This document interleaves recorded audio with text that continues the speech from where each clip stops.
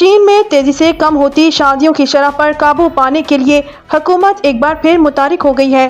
غیر ملکی میڈیا کے مطابق چین کے مشرقی شہر ننگبو میں شادی کرنے والے جوڑوں کے لیے خصوصی انعام کا اعلان کیا گیا ہے۔ رپورٹ میں بتایا گیا ہے کہ ایسے جوڑے جو 28 اکتوبر سے 31 دسمبر کے درمیان شادی رجسٹرڈ کرائیں گے، انہیں شادی کے خرچ کے کیش واؤچرز دیے جائیں گے، جس کا مقصد نوجوانوں کو شادی اور بچے پیدا کرنے کی طرف دوبارہ مائل کرنا ہے۔ رپورٹ کے مطابق گزشتہ سال چین میں شادیوں کی تعداد 20% کم ہوئی، جو اب تک کی سب سے بڑی سالانہ کمی ہے۔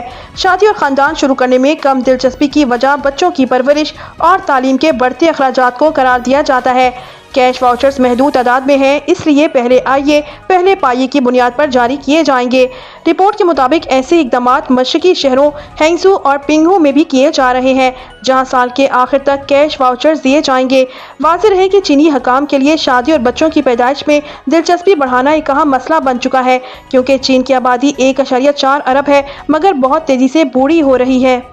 مزید خبروں اور اپڈیٹس کے لیے ہمارے ساتھ رہیے۔ اللہ نگہبان۔